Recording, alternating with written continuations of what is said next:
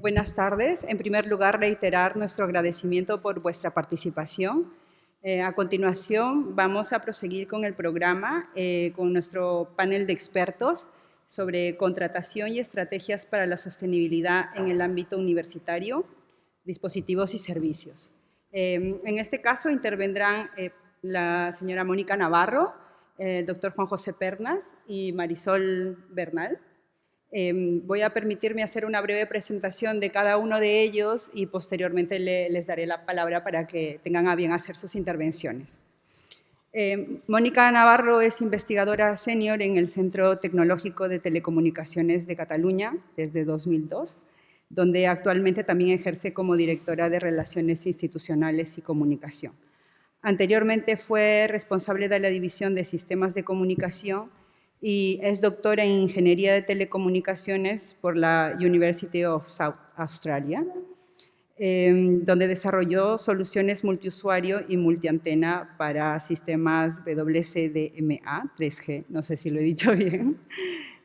Ha sido docente en la Universidad Pompeu Fabra y desarrolladora de antenas innovadoras en la UPC, siendo coinventora de patente en antenas fractales. Gracias por su intervención. A continuación intervendrá el doctor Juan José Pernas García. Es profesor titular de Derecho Administrativo de la Universidad de Coruña, investigador permanente de ECOBAS y forma parte del Observatorio de Políticas Ambientales, la Asociación Española de Derecho Ambiental, entre otras instituciones. Ha sido creador en el 2008 y director hasta 2011 y actualmente es miembro del Consejo Científico de la revista Actualidad Jurídica Ambiental y es miembro del Consejo Ejecutivo del Seminario Permanente de Contratación Pública Iberoamericana, entre otros múltiples títulos. Gracias también. Y finalmente intervendrá Marisol Bernal. Es actualmente responsable de relaciones con los afiliados en Electronic Watch. Es una profesional con amplia experiencia en compras responsables, con especialización en negocios y derechos humanos, esclavitud moderna, sostenibilidad y regulación y procedimientos de contratación pública. Fue presidenta de la Red de Compras Responsables del Consorcio de las Universidades de Reino Unido y ha trabajado también en el Consulado de Colombia, en Aruba, como jefa segunda a cargo de funciones consulares, brindando asistencia legal y social a la comunidad colombiana y desarrollando funciones notariales y administrativas. Muchas gracias por su participación y les cedo la palabra a Mónica. Bueno, primero de todo, muchas gracias Patricia y muchas gracias por habernos invitado a esta sesión. Somos un centro catalán, o sea que nos apetece mucho estar aquí en este foro con tantos profesionales diferentes. Como Patricia ha dicho, yo aporto más una visión de la parte de ingeniería, ¿no? De lo que desarrollamos tecnología. Y la presentación que he preparado era un poco explicaros nuestra experiencia del centro de investigación en compra pública en el ámbito digital, porque es nuestro ámbito de trabajo, donde el tipo de compra que hemos hecho, tanto en suministro como en servicios, pues tiene mucho que ver con equipos digitales y también con la parte de sostenibilidad relacionada con la investigación. Entonces, básicamente la presentación será explicar nuestra experiencia sobre como veréis, una actividad de compra muy intensa en los últimos años, ¿no? Y de equipos no convencionales. Entonces, bueno, quería empezar diciendo quiénes somos para que tengáis un poco el contexto. Nosotros somos un centro de investigación público del sistema CERCA. El sistema CERCA son los centros de recerca de Cataluña, que dependen, fueron creados por el Departamento de la Generalitat de Recerca y Universitats y somos centros independientes, o sea, no estamos asociados a la universidad. Eso tiene también implicaciones, pues un poco, como veréis, en el personal que tenemos y sobre todo en la parte, ¿no?, más legal y este tipo de soporte administrativo, que también creo que es interesante que tengáis el contexto. Estamos en Castelldefels. Es una foto donde estamos situados, es el campus de la UPC, en el PMT, bueno, hay otros centros de investigación, está en la universidad, pero como digo, somos un centro independiente. Entonces, Nuestra actividad es en telecomunicaciones, hay una parte también de geomática que se incorporó hace 10 años, entonces, bueno, la parte geomática quizá, bueno, tiene mucha aplicación también en la parte medioambiental desde la actividad de investigación. ¿Vale? Entonces, para poner un poco en contexto, somos, bueno, aproximadamente, estos son números del año pasado, 123 personas, ¿no?, investigadores, y en la administración son 27 personas, pero claro, aquí la parte, como por ejemplo la parte legal, hay una o dos personas, sobre todo la administración da mucho apoyo a la parte de gestión de proyectos, porque en nuestra actividad, como ahora os enseñaré, hay una actividad muy importante que es gestión de proyectos de financiación pública o financiación competitiva, ¿no? Entonces, hay una parte importante del apoyo administrativo que va en esa línea. ¿Qué hacemos? Y que, ¿no?, un poco en líneas muy generales, yo he intentado dar algunas pinceladas por la parte que creo que, ¿no?, de la parte si estamos hablando de derechos digitales, la tecnología que hay detrás. Entonces, a ver, hemos trabajado y liderado en Europa muchos proyectos desde 4G, bueno, hablamos del 5G, el 6G y lo que lo que viene a futuro, ¿no?, redes digitales.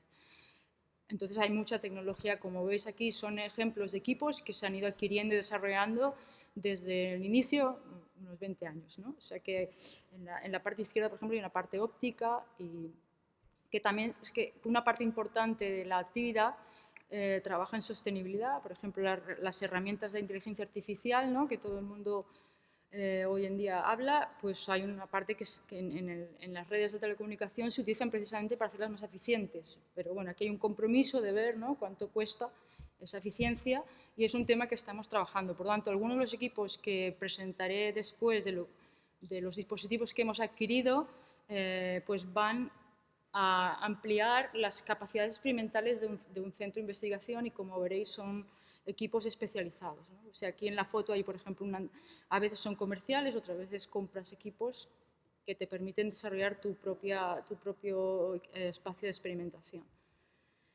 Entonces, entrando en materia, la adquisición de esos equipos y servicios en el marco, sobre todo, de proyectos de investigación que hemos desarrollado en los últimos años, y en ese marco de compra pública viene muy marcado también por el tipo de financiación. Y aquí os ponía unos ejemplos del porcentaje o también volumen de ingresos en proyectos europeos. Como veréis, donde pongo la flecha de la Administración española, esto ha sido por los últimos programas del Plan de Recuperación, que se ha hecho un gran esfuerzo en invertir tanto en proyectos de I+D para desarrollar tecnología 5G y 6G, como para adquirir equipos, para avanzar en esa investigación. Entonces, la presentación básicamente es explicaros un poco qué significa esto para nosotros. Bueno, hemos tenido suerte, fue uno de los centros donde consiguió una financiación muy significativa. De esta financiación luego entraré en detalle del nombre de los proyectos, porque si luego queréis mirar en la web por algún ejemplo de licitaciones, está todo, pues, por supuesto es público, ¿no? Y si necesitáis algún enlace concreto os lo podremos facilitar. Entonces, estos programas empezaron en 2021, pero empezaron la ejecución en 2022-2025, o sea, en un periodo de 1 o 3 años, pues se ha licitado un volumen de 25 millones de euros con unos 75 lotes. Los lotes, pues, como veréis también cómo los organizamos internamente, porque un proyecto, ¿no?, pues las licitaciones se organizan a nivel de proyecto por un tema administrativo interno y de ejecución. Y esta compra pública, esta licitación, ha incluido tanto servicios para desarrollar, ¿no?, la actividad investigadora como suministros. ¿Vale? Y, por tanto, bueno, un poco la premisa que partía, pues, era que, ¿no?, que esta compra va también, pues, a facilitar esta actividad de investigación, por tanto suelen ser equipos especializados. Y en la parte de sostenibilidad, sobre todo en nuestra actividad, tanto anterior como donde es más fácil medirla, y que siempre ha sido intrínseca a una parte de la actividad de investigación, es diseñar soluciones que sean energéticamente eficientes. O sea, el consumo energético es un tema que siempre se ha tenido en cuenta. Otro punto que también se ha avanzado y mejorado, que entiendo que puede ir en la línea de sostenibilidad o reuso o la vida útil, es lo que se entendería por softwareización de los dispositivos. O sea, antes comprabas una estación base de un proveedor que era un hardware y eso no se podía tocar. O sea, hoy en día es un servidor que si tú actualizas el software, pues te permite una funcionalidad nueva. O sea, eso está intrínseco en las redes y en la parte digital. Entonces yo creo que en este contexto, es una cosa que vamos bien, hemos hecho, creo que vamos bien y es una manera de medirlo. En la parte de reciclaje y circularidad quizás es el punto más débil y más complicado también de tener en cuenta en este contexto de licitaciones. Entonces, un poco aterrizando de qué proyectos estábamos hablando, las referencias son los proyectos únicos, quiere decir el programa de universalización de infraestructuras digitales para la cohesión. O sea, como veis, es digitalización y proveer de esa infraestructura, que en el fondo por detrás también hay una actividad de investigación, no solo suministro de equipos, sino de avanzar y crear soluciones nuevas para redes futuras. Si estáis familiarizados con ellos, esto es un programa del Ministerio para los centros. Hubo 3 convocatorias. La primera, como decía, en 2025, que sí que está definido como servicios. O sea, que si buscáis este tipo de licitación, eran servicios de I+D. Y las segundas y estos primeros estaban centrados para empresas, para promocionar y promover también la participación, la cohesión de empresas españolas con los centros de investigación y universidades. Por tanto, la restricción de compra o de licitación estaba sujeta al territorio español. En cambio, los otros 2 no lo hubo. Es un suministro más de equipos, infraestructuras, que son los 2 últimos y que aún estamos en periodo de ejecución intentando pues, ejecutar todo el presupuesto. A nosotros, como centro de investigación, estos proyectos sí que han supuesto novedades en las cláusulas administrativas que no teníamos. Y aquí, bueno, pondré un poco los ejemplos. Aquí empezamos con un modelo de pliego que facilitó el Ministerio y en el tema de sostenibilidad, sobre todo, bueno, hay una serie de principios transversales y el DNSH, que es el Do Not Significant Harm, o sea, este sí que era el específico para temas de sostenibilidad.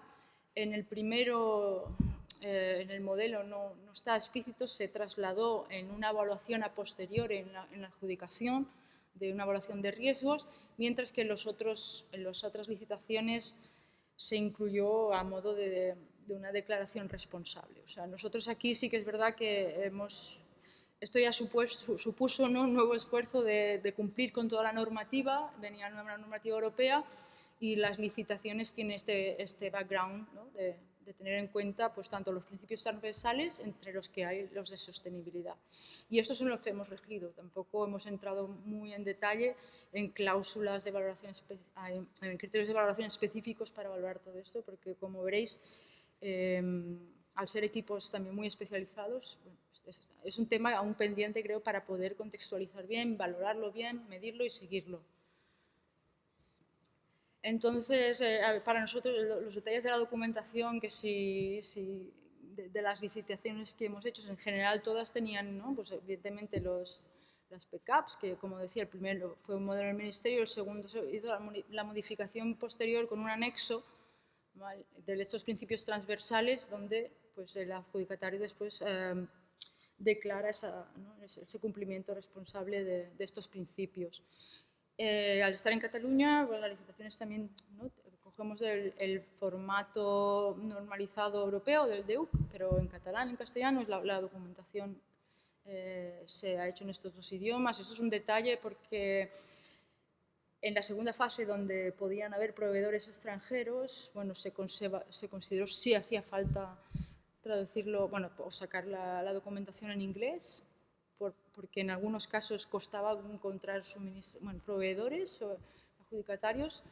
En alguna licitación se presentaban 1 o 2, o en algún caso ha quedado desierto. O sea, tampoco no ha sido un proceso fácil de adjudicar como decía, porque hay una componente, ¿no?, de desarrollo y de innovación que no es un suministro genérico.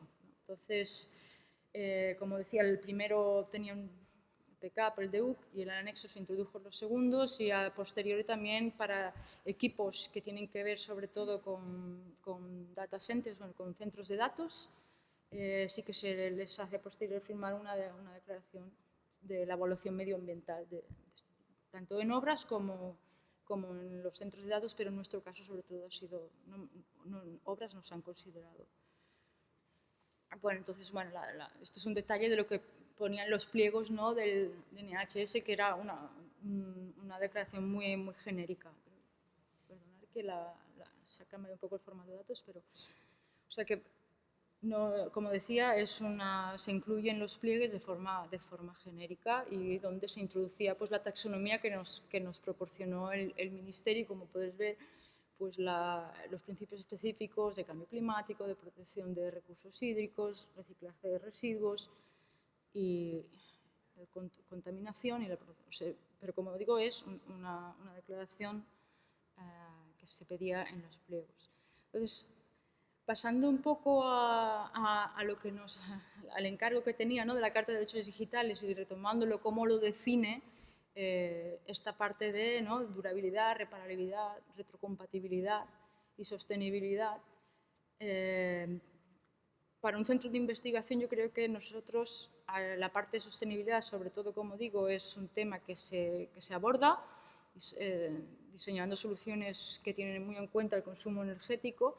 La durabilidad y reparabilidad, bueno, la durabilidad más en el tema de introducir estas soluciones software, que siempre es por nuestra actividad son cosas que uno ya prevé comprar o adquirir de equipos que tengan una vida útil larga, ¿no? Aunque la tecnología va avanzando, pero es un tema que sí que se ha tenido en cuenta.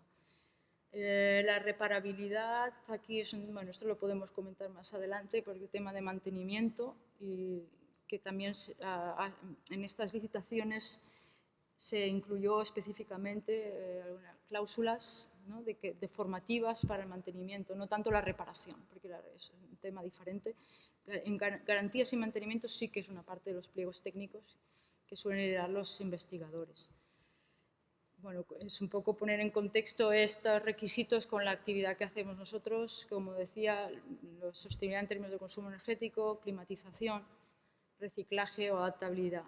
La climatización, una derivada paralela a haber tenido la posibilidad de adquirir tantos equipamientos especializados, ¿no?, que ahora tenemos que aprovechar y explotar para la actividad investigadora, ha sido la necesidad de acondicionar también espacios que teníamos nosotros, porque estos equipos requieren de una climatización nuevamente técnica específica. Entonces ahí sí que hemos hecho un esfuerzo de intentar entender qué equipos adquiríamos y de alguna manera optimizar la parte de climatización que por otro lado teníamos que hacer por renovar. Y en el tema de inteligencia artificial la abordamos de dos puntos de vista: o sea, desarrollar algoritmos sostenibles, o sea, que no consuman demasiado cuando se tienen que implementar en el marco de redes de telecomunicación, que tienes que acceder a la red, hay un consumo energético, hay un consumo de datos. O sea, esa medida, ¿no?, de lo que cuesta aprender es una actividad que llevamos desarrollando y que, bueno, un poco en paralelo, los equipos que se han adquirido también van pensando en poder potenciar esta línea. Y la otra es el uso de la inteligencia artificial para hacer más eficiente el uso de la red. O sea que es dos vertientes que abordamos. El detalle de las licitaciones, vamos de tiempo. Como decía, hemos contratado, por un lado, servicios de investigación que han resultado, por ejemplo, en desarrollo de código o en el diseño de equipos y un prototipado, o sea, no llega a ser un producto comercial, o asesoramiento en algunas partes específicas asociadas a la actividad investigadora. Estos sobre todo fueron los primeros, como decía, y la segunda fase, ¿no?, de estos proyectos, único, sobre todo se han centrado en la adquisición de infraestructura y equipos que podrían ser o bien comerciales, genéricos o, bueno, genéricos o específicos. O sea, la variedad de equipos ha sido muy amplia, muy particularizada a las necesidades de cada proyecto de investigación que había detrás, ¿no? O podían ser desarrollados a medida, ¿no? Entonces, para poner ejemplos de qué dispositivos hemos adquirido, pues, como decía, los servidores más genéricos o las GPUs, que son las unidades de procesado gráfico que se utilizan sobre todo para implementar soluciones de inteligencia artificial, y bueno, unos equipos parecidos pero con otra funcionalidad que puede ser el almacenamiento de datos, que normalmente no consumen tanto como cuando se utilizan para hacer cálculos potentes. Equipos específicos de telecomunicación y equipos de test y medida. Como os comentaba, las licitaciones se han hecho por proyecto con distintos lotes, y esto depende también de la naturaleza del proyecto. O sea, la licitación de compra pública, si va asociada a un proyecto, hay que ejecutarlo en un tiempo que viene limitado, hay unas condiciones, como han sido este caso los únicos, con sus cláusulas específicas, y es como operamos desde el centro, ¿no? Porque también además tiene una implicación en el personal, que es la parte de gestión interna. Las especificaciones técnicas se supervisan por los investigadores. O sea, que el papel del investigador en este tipo de licitaciones es relevante, porque participa en el redactado de los pliegos técnicos, evidentemente, y el responsable del contrato, que también lo evalúa. Y desde a nivel institucional, pues sí, ya por la parte, ¿no?, de la tendencia a la actividad, pues se promueve la adquisición de dispositivos que operen con formatos o protocolos abiertos. Esto siempre facilita, ¿no?, el uso o el cambio de actividad. Conoces cómo funciona, por tanto lo puedes modificar. Que sean, como decía, equipos software. Un caso concreto podría ser una estación base, ¿no?, que hoy en día es un servidor, que te permite esa flexibilidad. Aunque aquí siempre hay un compromiso de eficiencia, si pensamos en términos de sostenibilidad, porque el hardware siempre está diseñado, pues, para optimizar el consumo y demás. Y aquí en software, pues, es un tema de investigación actual. O sea, no sabes qué medir o no. Pero la tendencia es esta, softwareizar todo. Y bueno, que sean equipos modulares o versátiles, y algún caso, aquí ponía un ejemplo concreto de criterios de ventilación que favorecieran esto a la hora de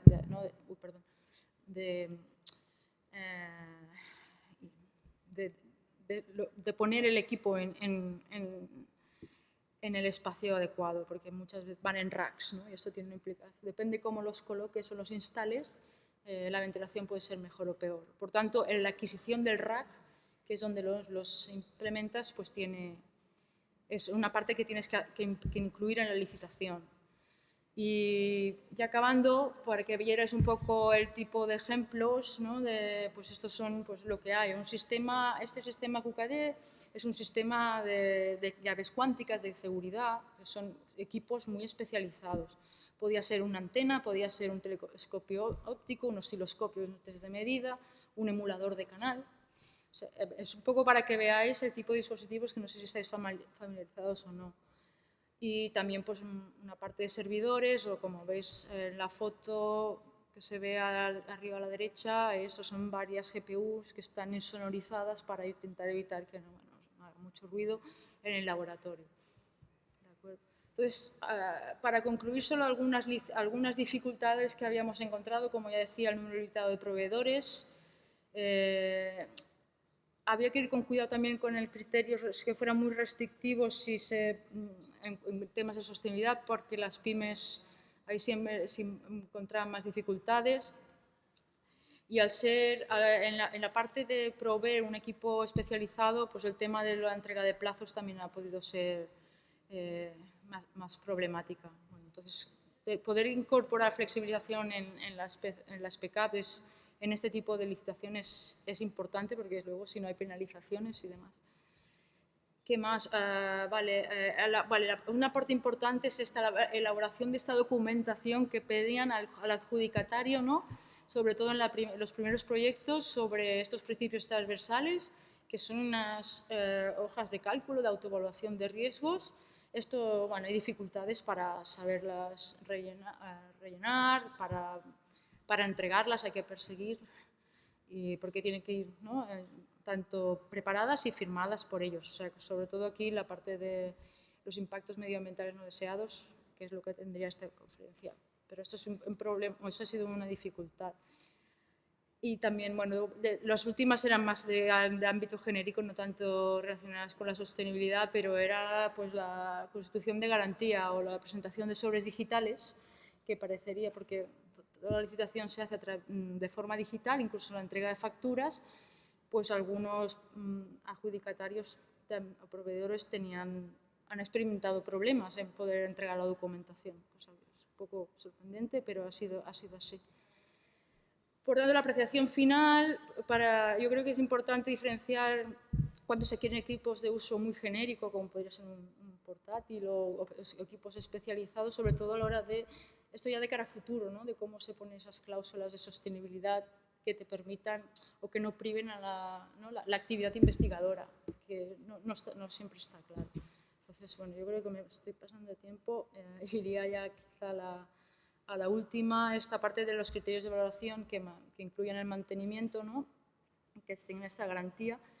Y un aspecto que creemos que es difícil de trazar, sobre todo para un centro como nosotros, que, como decía, tampoco tenemos un soporte administrativo personal elevado en esta parte, es la trazabilidad del origen de los dispositivos, si se hablaba de circularidad o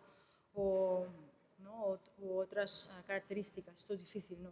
Al final te entregan el equipo, puedes medir la eficiencia energética, pero la parte de circularidad creo que es un punto de dificultad para valorar en este tipo de licitación. Entonces, muchas gracias. Yo hasta aquí más o menos el resumen. Estoy abierta a preguntas, a cualquier aclaración.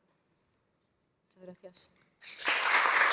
Bueno, muy buenas tardes a todos y a todas. En primer lugar, agradecer la invitación y tener la posibilidad, ¿no?, que siempre a los que venimos de la universidad pues nos da la posibilidad de contrastar, ¿no?, con la realidad, con lo que está en la realidad, pues aquellas cosas que desarrollamos más a nivel teórico, ¿no? Por eso lo agradezco, porque, insisto, es la oportunidad de contrastar ideas y sobre todo de validarlas, ¿no?, porque hay algunas ideas fantásticas pero que después no se ajustan a la realidad del contexto en el que desarrolláis vuestro trabajo, ¿no? Por tanto, bueno, lo que voy a hacer es hablar un poco del papel de la compra pública verde, de la compra pública ecológica y hacer una visión así muy de conjunto, ¿no?, porque son 20 minutos y quiero, bueno, daros una visión sobre cuál es el marco actual, sobre qué novedades ha habido recientemente que tenemos que empezar a tomar en consideración y qué va a venir, ¿no? Esto va a ser un poco el planteamiento, ¿no? Haremos 4 premisas muy sencillas, después habrá tiempo en el debate, seguramente, si queréis, de plantear cuestiones más prácticas, ¿no?, sobre la aplicación de cláusulas, en qué momentos, cómo, ¿no? Podemos hablar un poco de esto, pero voy a hacer 4 premisas para que veamos un poco cuál es el estado de la regulación en este momento. Hablaré de un nuevo contexto, porque hay un nuevo contexto desde hace pues, apenas 1 año y medio, 2 años, pues ha habido un cambio de paso, ¿no?, muy relevante en la compra pública, que hasta hace apenas 2-3 años era un elemento de carácter voluntario a nivel europeo y, por el contexto que hemos vivido, después comentaré, pues se ha reforzado el proceso hacia una compra pública verde de carácter obligatorio. Y hablaré de algunos cambios esperados, porque esto es un proceso continuo, ¿no?, y sobre todo en los últimos años de renovación regulatoria especialmente intenso, que añade un factor de complejidad muy relevante para los que estáis en la gestión diaria, ¿no?, de la contratación pública, ¿no? Bueno, en cuanto a las 4 premisas para la integración de criterios ambientales, en primer lugar, la sostenibilidad se consolida, el concepto más amplio, ¿no? He hablado de compra verde, pero realmente la nueva regulación más reciente, que después apuntaré algún ejemplo, habla de sostenibilidad, ¿eh? Se habla del uso de la compra pública como una herramienta tractora del mercado para apoyar políticas públicas. Ya no solo compra pública verde, sino que hablamos de objetivos mucho más amplios. La compra pública social, que está ganando peso, la ciberseguridad como objetivo, y ahora la resiliencia, ¿no? Sabéis que hemos vivido y vivimos un contexto donde estamos siendo conscientes de las debilidades de la estructura socioeconómica europea, dependemos de recursos externos, somos pobres en recursos y esto genera riesgos muy relevantes para la economía y para la sociedad europea. De modo que el medio ambiente ya no es una política sectorial que se integra de forma graciosa como un pequeño perejil en un plato que no es sostenible, sino que es un elemento central de la política económica. Y esto ha pasado en apenas los últimos 2 años. Sabemos que hay recientes elementos a valorar en esta reflexión general, ¿no? Pero después, si queréis, entramos en esto. Se consolida en la compra pública verde de forma clara y puedo citar 3 ejemplos. En primer lugar, el Tribunal de Justicia ha dicho en el 2020 que el medio ambiente, el cumplimiento normativo en el marco de las compras públicas es un principio de la contratación pública. No solo los principios económicos clásicos, igualdad de trato, transparencia, sino que el medio ambiente pasa a ser un principio central, un principio más que tiene que equilibrarse, un valor cardinal de la contratación pública. Esto es un elemento muy relevante. En segundo lugar, otro ejemplo de este avance hacia una sostenibilidad cada vez más presente en una compra pública clásica orientada a lo económico es el principio de NSH. El principio de NSH es un ejemplo en la ejecución de contratos públicos de compra pública verde obligatoria. Todas, el 100% de las inversiones realizadas con los fondos Next Generation, el 100% debían de cumplir con el principio de no daño significativo y había que realizar, como se ha comentado, con dificultades seguramente no menores, ¿no? La necesidad de justificar en el expediente no solo la necesidad, sino la coherencia de esa inversión con las políticas de transición ecológica. Y, en último lugar, pues, nuevas tendencias del derecho de la Unión Europea que sitúan, insisto, al medio ambiente como un elemento del corazón de la actividad contractual para conseguir no objetivos ambientales sectoriales, sino objetivos económicos para reforzar la resiliencia de la sociedad europea. Dependemos de recursos externos, política de economía circular y tenemos también dependencia de recursos energéticos, política climática. Es un problema, insisto, no solo ambiental, sino de gestión racional de recursos en una sociedad y una economía europea que depende de actores externos en un contexto geoestratégico que sitúan, lo hemos visto con la guerra de Ucrania y la dependencia de recursos energéticos, lo estamos viendo con la dependencia de recursos, materias primas fundamentales, el caso de las políticas de economía circular. Por tanto, insisto, creo que es muy importante incidir en esta idea de que esa lógica de economía, medio ambiente, esas discusiones clásicas, pero la compra verde es muy cara, no es un problema de dicotomía economía-medio ambiente, esa dicotomía desaparece. El medio ambiente es el factor central de la política en este momento de desarrollo socioeconómico, con independencia de que están entrando en juego, insisto, otros elementos que, si queréis, podemos valorar. En segundo lugar, segunda premisa, la incorporación de criterios ambientales es obligatoria. Es cierto que es una obligación, yo diría una obligación debilitada. ¿Por qué? Porque le decimos al personal de los órganos de contratación que tiene que comprar verde, pero no le decimos qué tiene que comprar. Es decir, no le decimos las características técnicas que tienen que tener las prestaciones con las características ambientales. Por tanto, hay un déficit en una administración que sabéis mejor que yo, con falta de recursos, que a la hora de elaborar el pliego técnico pues no sabe cómo plasmar esa compra pública verde obligatoria porque no tiene el conocimiento técnico para especificarlo en los pliegos de modo seguro, cumpliendo los principios de la contratación pública. En tercer lugar, ya sabemos las posibilidades de integración de consideraciones ambientales. Cuando preparamos un contrato, preparamos una estrategia. Tenemos una caja de herramientas. Si tenemos pues, un amplio conocimiento técnico de la prestación que queremos adquirir, conocemos las características ambientales, sabemos el coste, pues lo más rápido es ir a la definición del objeto del contrato. En el pliego técnico, establecer las características de lo que vamos a comprar, las características ambientales. Cumplimos el objetivo de la forma más directa, pero lógicamente tenemos que tener buen conocimiento técnico, buen conocimiento del mercado y saber que los costes son asumibles. En segundo lugar, en la fase de adjudicación, pues hay dos elementos fundamentales, que es si tenemos un contrato que genera un elevado impacto ambiental, en la ejecución hay una necesidad de gestión de ese impacto ambiental. Podemos, por tanto, elegir o exigir a los licitadores que acrediten su capacidad para gestionar ambientalmente el contrato. Y, en último término, pues, en esa fase de adjudicación contractual podemos introducir criterios de valoración. Decía antes, esto es una estrategia, son una herramienta, depende del tipo de prestación, del conocimiento que tengamos, de la disponibilidad económica, pues podemos acudir a criterios de adjudicación. ¿Cuándo? Pues cuando queremos fomentar la innovación, dejar espacio al mercado, cuando no tenemos conciencia efectiva sobre costes o realmente disponibilidad de soluciones técnicas, pues abrimos a través del premio, no de la exigencia, pues la posibilidad de que se exprese el mercado a través de los criterios de adjudicación. En todo caso, ahí es muy importante el conocimiento técnico, porque a veces criterios de adjudicación muy amplios, muy abiertos, discrecionalidad técnica, después no tenemos conocimiento para evaluarlos, riesgos jurídicos, recursos y problemas, ¿no? Y, en último lugar, la ejecución del contrato, que es la exigencia al contratista, ya cuando está adjudicado el contrato, la posibilidad de en los pliegos establecer la forma ambiental de ejecución de ese contrato, que hoy en día, en términos generales, en España, pues junto con las prescripciones técnicas, son los espacios más seguros. En la utilización de criterios de valoración hay más riesgo. ¿Por qué? Porque hay tribunales, no es el caso de Cataluña, pero hay tribunales que tienen una visión hiperrestrictiva del uso de criterios ambientales y sociales, como ocurre con el caso del Tribunal Administrativo Central de Recursos Contractuales. Elemento clave, decía antes, ¿no? Nos hemos preocupado de establecer obligaciones, pero sin responder a la pregunta de ¿pero qué puedo comprar? ¿Cuáles son las características ambientales que tengo que fijar en el pliego para asegurarme de que cumplo objetivos, de que esto es viable y de que es proporcionado y que no voy a tener problemas de recursos? Bueno, este trabajo no se ha hecho en España. Se ha hecho en algunas comunidades autónomas, algunos ayuntamientos, en Barcelona, en el IOBE, en País Vasco, pero en términos básicos, pues el Ministerio no ha hecho este trabajo. Se ha hecho a nivel comunitario, en parte. Por eso, ahí simplemente recomendaros que en la página de Green Public Procurement, si buscáis en Internet de la Comisión Europea, pues ha desarrollado para unas 20 tipologías de categorías de contratos, ha desarrollado unas fichas de corta y pega para elaborar los pliegos técnicos y administrativos.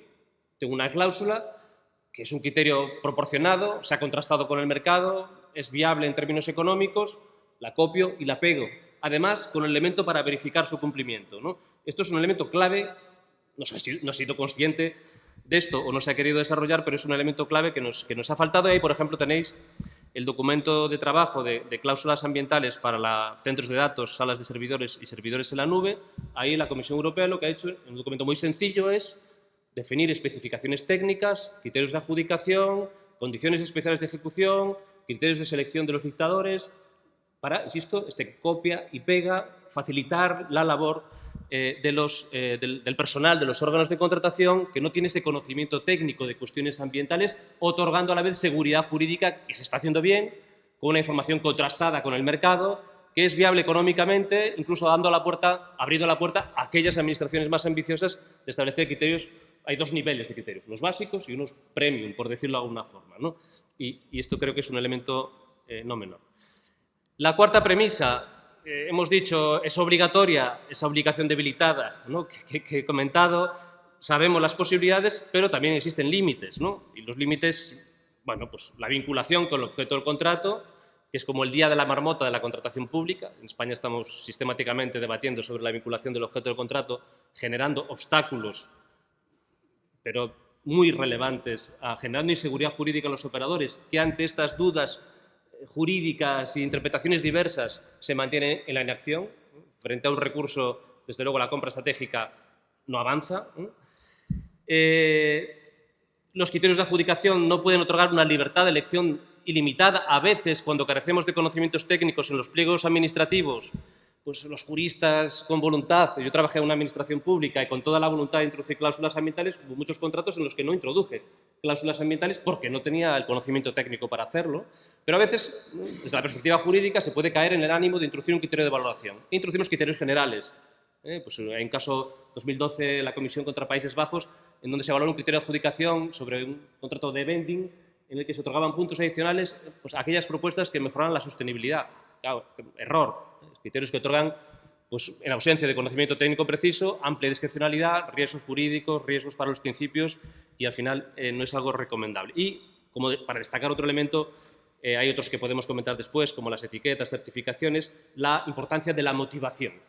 Buena parte de los recursos contractuales vinculados con cláusulas estratégicas, la estimación de la pretensión de la anulabilidad de esas cláusulas se basan en problemas de motivación, la importancia de la memoria justificativa del contrato, la importancia de justificar la introducción de cláusulas ambientales en el contrato, su vinculación con el objeto del contrato, su proporcionalidad. Es un elemento muy importante la motivación. Bueno, en segundo lugar, ese es el marco de la ley de contratos. Hemos dicho obligatoriedad debilitada por falta de esa estandarización técnica.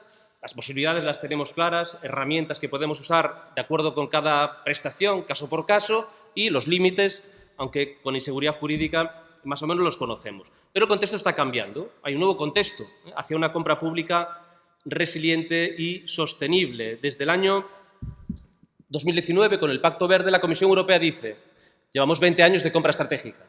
Ha sido un fracaso. Por tanto, hay que hacer un cambio de paso. ¿Hacia dónde? Hacia la compra pública estratégica de carácter obligatorio. El derecho comunitario hasta ahora ha establecido una mera posibilidad, un mero recurso en manos de los órganos de contratación.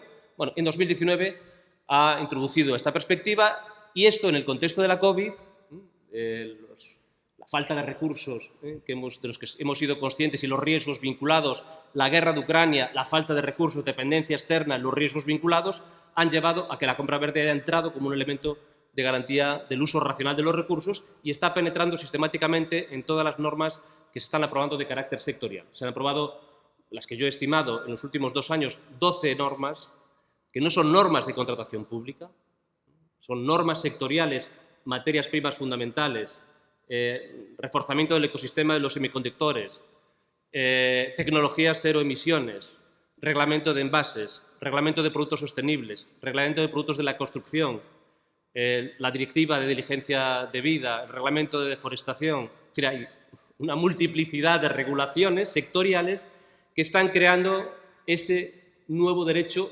sectorial de la contratación pública desde las políticas sectoriales de descarbonización y circularidad con el objetivo económico de reducir la dependencia externa de terceros países. Ejemplos de estas regulaciones, de los que he dicho, pues tenemos el reglamento de pilas y baterías y sus residuos, que afecta particularmente a baterías para sistemas de alimentación ininterrumpida, entiendo que de centros de datos. El reglamento de ecodiseño para productos sostenibles, que es un reglamento de excepcional importancia en la política de economía circular, introduce la prevención en una lógica histórica regulatoria basada en la gestión del residuo, se va al manantial del problema, al diseño de los productos y se incorpora la compra pública verde obligatoria que va a afectar de forma transversal a muchos sectores económicos, dando, a la vez, suministrando a los órganos de contratación la respuesta a esa pregunta. ¿Qué comprar? ¿Qué es sostenible? Bueno, pues ahí, en ese marco, veremos que la Comisión Europea va a ir aprobando criterios, requisitos de compra pública verde obligatoria para diferentes sectores, facilitando y automatizando esos procesos, dando seguridad jurídica a los que estáis en la contratación del día a día. Directiva de eficiencia energética, muy importante también. Por decir así de alguna forma, ¿cuáles son los elementos que aparecen en estas regulaciones? Pues las obligaciones, por ejemplo, la Directiva de eficiencia energética, obligación de adquirir productos con alto rendimiento energético.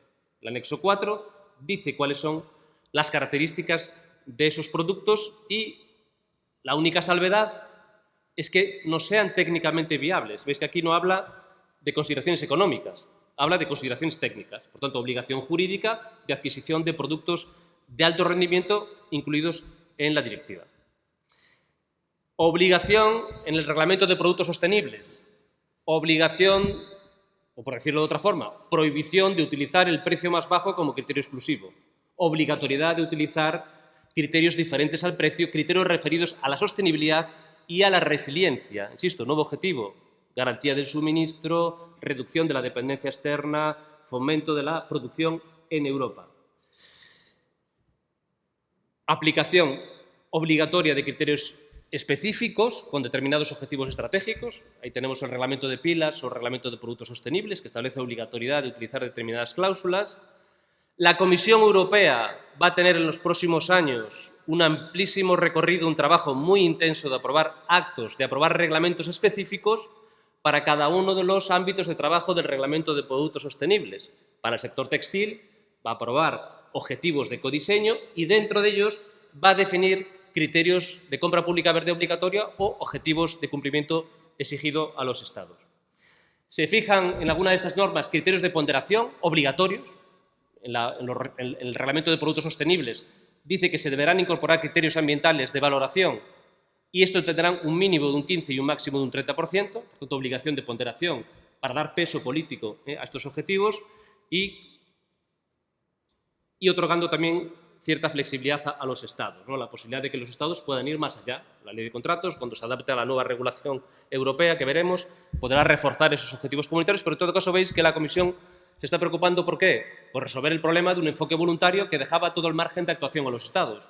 Lo que está haciendo es armonizar a través de reglamentos, ya no son directivas la mayoría de ellas, de reglamentos, armonizar a través de decisiones de la Comisión Europea que van a definir qué comprar, con qué características obligatorias para los Estados, dejando margen y flexibilidad a los Estados para si quieren ir más allá, pero al menos cumplamos un mínimo nivel de exigencia a nivel comunitario. Y para acabar, cambios que nos deparan en los próximos años y que son muy relevantes a efectos de integración de esta perspectiva sostenible, insisto, que tiene un enfoque muchísimo más amplio que la pura compra pública verde, en este contexto geoestratégico, insisto, de una Europa que tiene que competir con países ricos en recursos cuando Europa no lo es.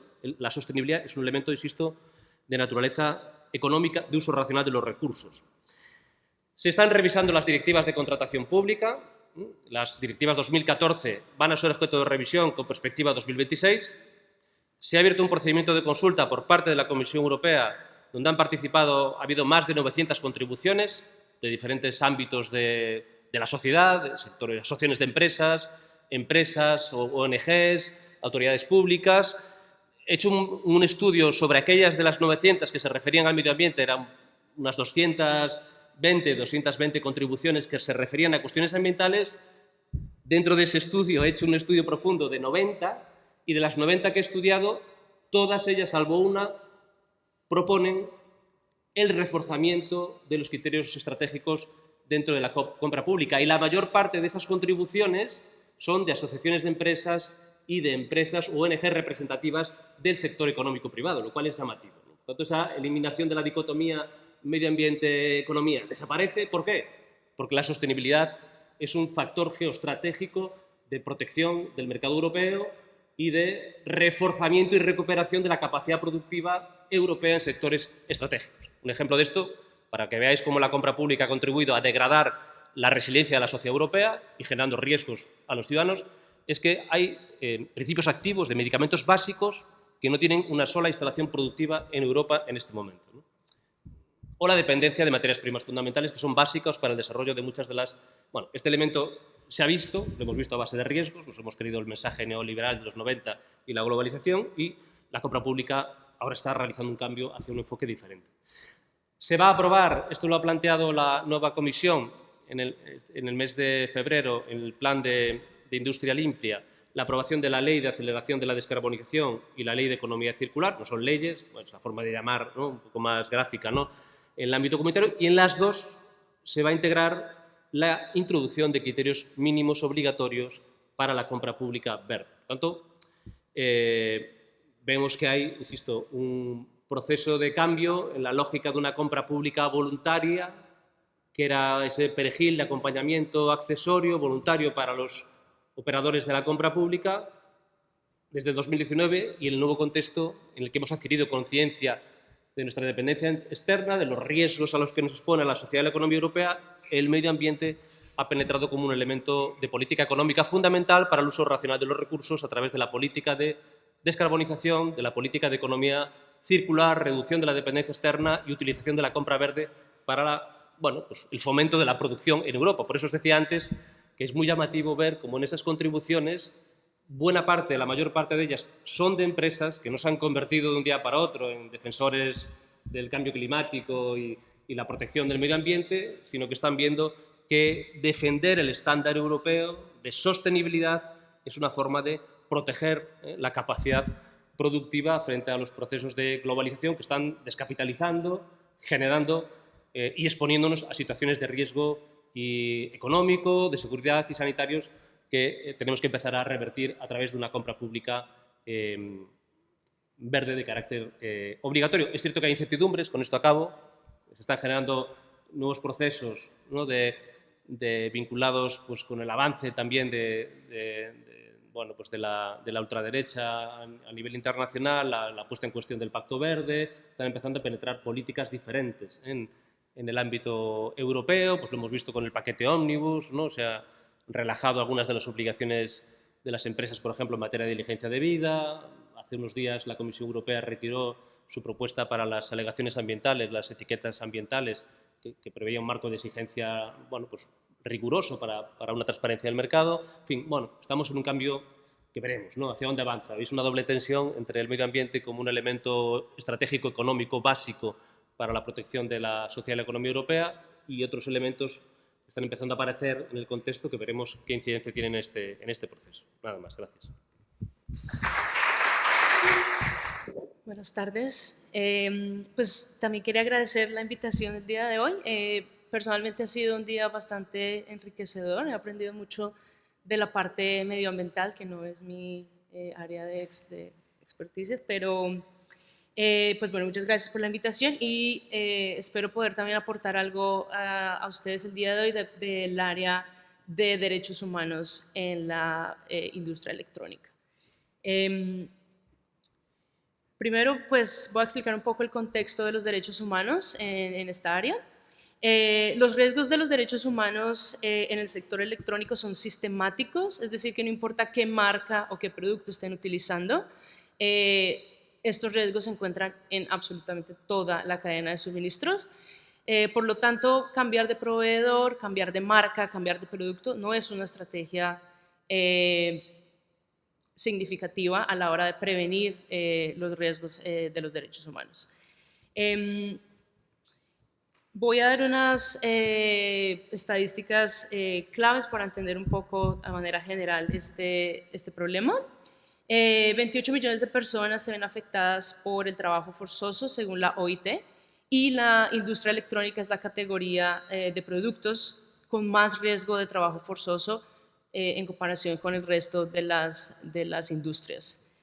1 millón de personas trabajadoras de todos los sectores mueren cada año por exposición a sustancias químicas tóxicas. Creo que alguien ya había hablado de esto al inicio del día. Y los productos electrónicos contienen muchas de estas sustancias peligrosas y los trabajadores y sus comunidades se ven bastante afectadas con el uso de estos productos químicos. En este sentido, hay daños que ya se han investigado como cáncer, quemaduras graves, ceguera, problemas respiratorios crónicos y en el caso de trabajadoras embarazadas, afectación al feto, ¿no? Y por último, ya de manera general, de las 45 mayores empresas TIC del mundo, el 93% tuvo una puntuación 0 en sus esfuerzos para garantizar que los trabajadores en la cadena de suministros, que es donde más riesgos hay, tengan libertad sindical. Y esto pues es fundamental a la hora de que los trabajadores puedan exigir mejoras en sus condiciones laborales. Entonces, creo que alguien me preguntaba en dónde se podía encontrar este tipo de información, porque ahí sí están las marcas si ustedes las quieren ver. Se llama, bueno, ahí tengo estas cuando repartan las diapositivas, pues verán los links para que vean ya los reportes como tal, si están interesados. Existen varias razones para estos desafíos y para estos problemas dentro de la cadena de suministros. Esto es simplemente una gráfica para que vean la complejidad de la industria electrónica. Creo que ya también alguien había mostrado un poco los diferentes partes que hay dentro de la cadena de suministro. Este es simplemente un ejemplo. Pero lo que muestra es la complejidad de la cadena, lo que hace que sea muy difícil identificar como organización estatal las condiciones de los trabajadores en las cadenas de suministro. Como pueden imaginar, pues los mayores riesgos se dan desde la extracción hasta el montaje final, ¿no? Entonces, pues hay falta de transparencia, que también lo mencionaba la compañera antes, en cuanto a la cadena de suministros, ¿no? No hay una forma de que una entidad pública pueda ver toda la cadena de suministros de sus productos. Entonces, pues esto hace que el seguimiento sea bastante difícil. También hay un déficit de responsabilidad. La contratación, una entidad del Estado que contrata o con una marca directamente o con un distribuidor, y de ahí en ese no es donde están los riesgos, ¿no? Están más abajo dentro de la cadena de suministros. Entonces no hay un déficit de responsabilidad de exigir la responsabilidad dentro de la cadena de suministros. Y Y por último, pues la desigualdad en valor y poder dentro de la cadena de suministros acá también. Y la falta de pruebas creíbles. Creo que ya lo mencionaban también. Las entidades estatales se basan en auditorías o en autoinformes, y aunque son herramientas que reconocen algunos de los problemas que hay dentro de la cadena, en tema de derechos humanos y derechos de los trabajadores se quedan cortos y casi nunca, digamos, logran identificar estos problemas. Por lo tanto, la organización estatal pues no sabe efectivamente qué está pasando en la cadena de suministros de los productos que están utilizando día a día. Estos son otros de los, digamos, riesgos más, que se ven más dentro de esta industria. Hablamos de trabajo forzoso ya adelante, violencia de acoso, entorno laboral inseguro, trabajo precario, esto es horas de trabajo, salario mínimo. La industria electrónica no tiene un salario mínimo, entonces es básicamente, si el país no lo tiene, la industria no lo regula, y si la empresa tampoco lo tiene, entonces está, digamos, al azar. No han logrado establecer un salario mínimo dentro de la industria. Discriminación y, como ya lo mencioné, falta de libertad de asociación y negociación colectiva. Y esto era a manera general para identificar un poco los problemas que hay en la industria. Y ahora pasaré a hablar lo que hacemos en Electronic Watch, que es mi organización. Nosotros somos una ONG, una organización sin ánimo de lucro, que utiliza la influencia de la contratación pública para promover y proteger los derechos de los trabajadores en las cadenas de suministros globales. Nuestro trabajo se divide en 3 pilares, básicamente. Uno es fortalecer la capacidad de las organizaciones públicas. Esto es enfocado a contratación pública directamente. La segunda actividad es coordinar investigaciones de cadena de suministros con la participación activa de los trabajadores dentro de este proceso. Y tercero es facilitar la remediación de las violaciones de los trabajadores que hemos encontrado. Esto también con participación activa de los trabajadores. En nuestra red pues contamos con más de 1.500 afiliados, básicamente en Europa y Australia. Y contamos con nuestros socios de monitoreo, que son quienes hacen nuestras investigaciones en 14 países. Pueden ver la lista de los países, pero es básicamente donde hay producción electrónica y algunos países donde hay minería. También tenemos un programa de vehículos eléctricos. Esto fue un piloto que se inició hace unos años, y a partir del 2026, debido pues al impacto positivo que ha tenido este piloto, entrará a ser parte de nuestros servicios de Electronic Watch. Entonces vamos a hacer electrónica y vehículos eléctricos. La idea de este programa piloto es salvaguardar los derechos de los trabajadores en cuanto a la transición a energía limpia, ¿no? Los vehículos eléctricos son parte fundamental del cambio climático, o para combatir el cambio climático, y nuestro trabajo en Electronic Watch es reforzar los derechos humanos, o hacer que no se olviden dentro de este proceso, ¿no? Dentro de los participantes de este programa, pues, bueno, aquí están, pero nuestros participantes, básicamente entidades públicas y entidades de transporte. Ahora, en nuestro sistema, nuestro trabajo como tal, voy a dar simplemente ejemplos. El primer pilar que les decía, que era la compra pública socialmente responsable. Tenemos bastantes, digamos, herramientas. Tenemos unas cláusulas contractuales ya establecidas que se pueden utilizar, simplemente están en nuestra página web. Y tenemos un código de conducta también que pueden utilizar, pero también hacemos trabajo específico con las organizaciones que son afiliadas a nuestro sistema, y hacemos, por ejemplo, de prelicitación, licitación y gestión de contratos. En parte de prelicitación, definir objetos sociales de acuerdo, creo que esto también lo mencionaba Juan José, que tiene que estar ligado al objeto del contrato. Entonces, son específicos en temas de contratación estatal, ¿no?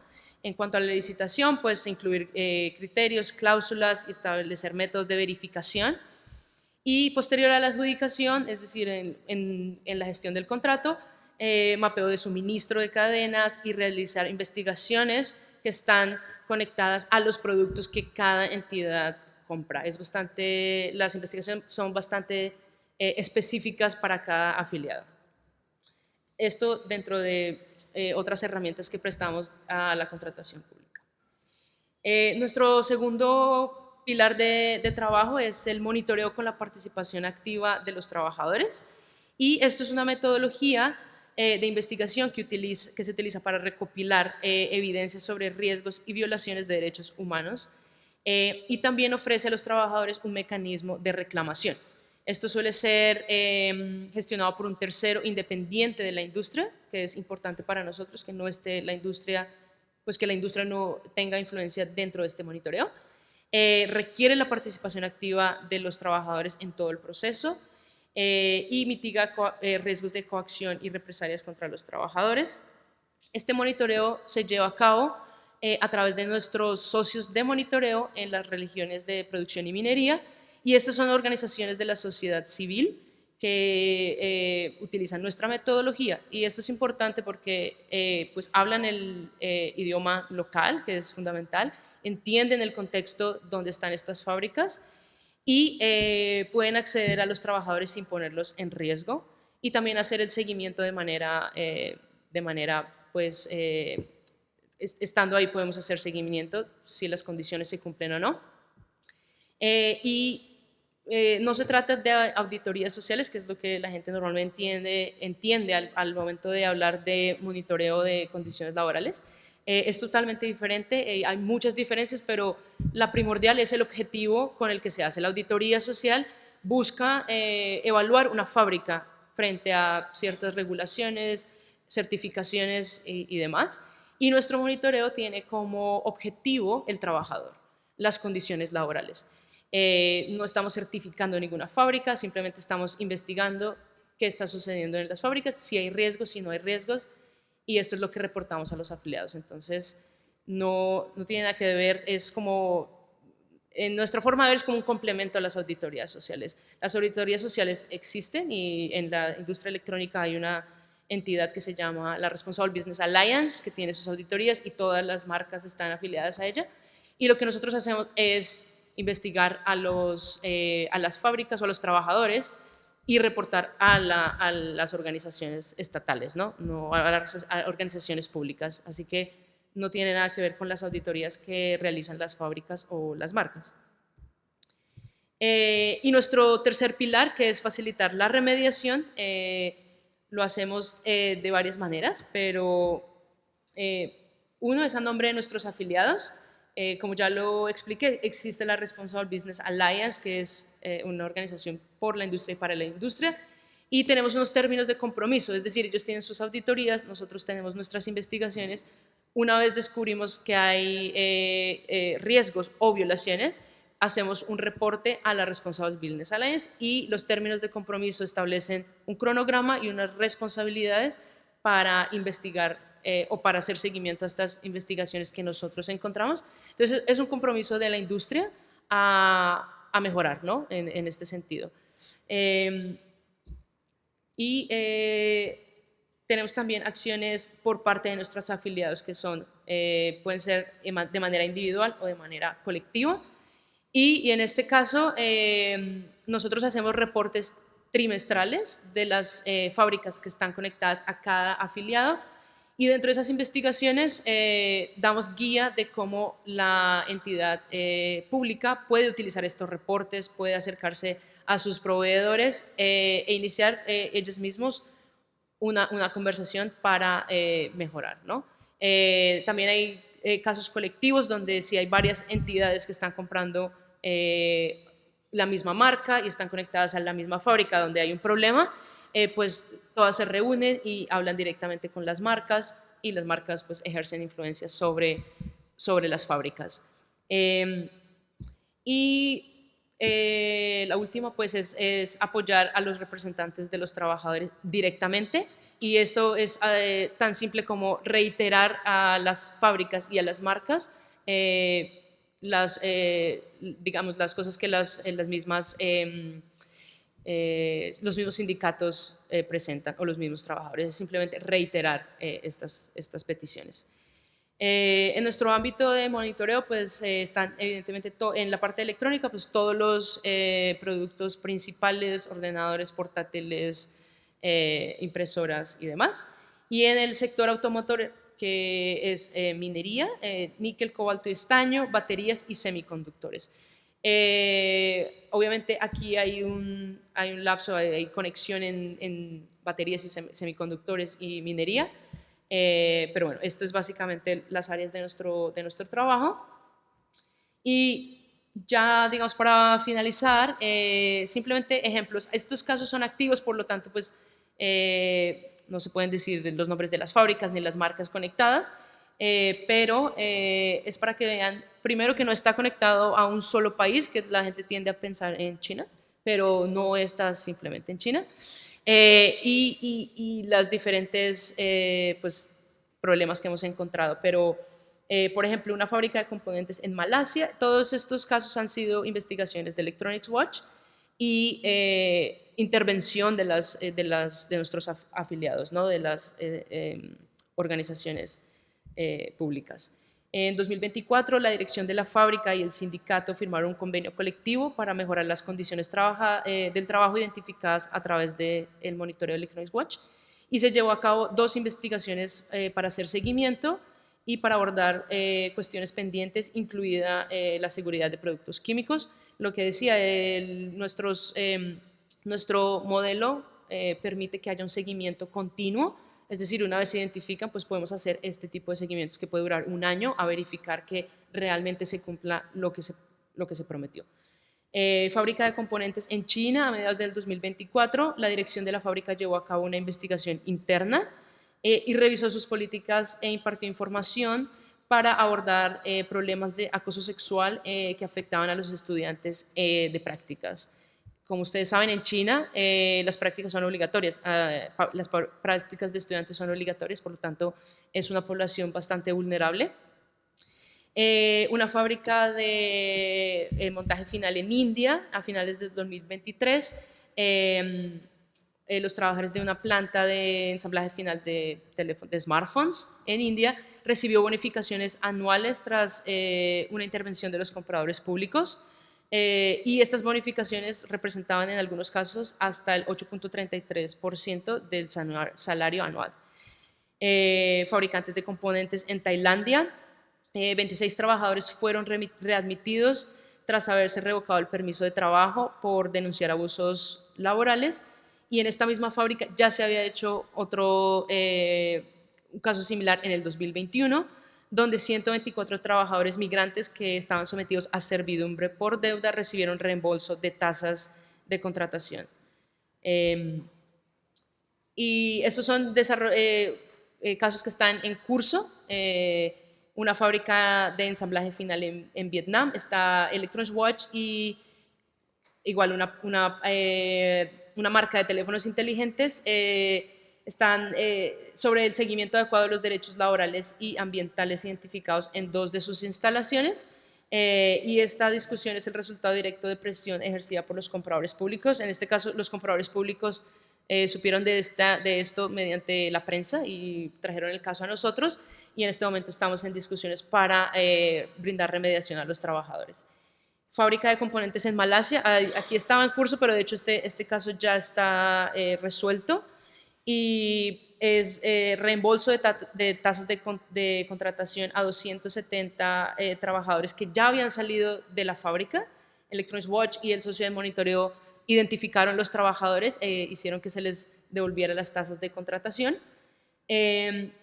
y a raíz de esto también se identificó que esta misma fábrica en otra locación, en otro país, estaba sucediendo lo mismo, y también se hizo que se le pudieran devolver las tasas de contratación a otros trabajadores.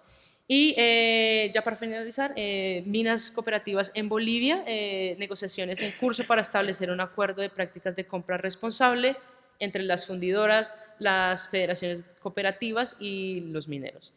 Y bueno, aquí estos son básicamente ejemplos ya un poco más tangibles de nuestro trabajo. Y ya, eso es todo.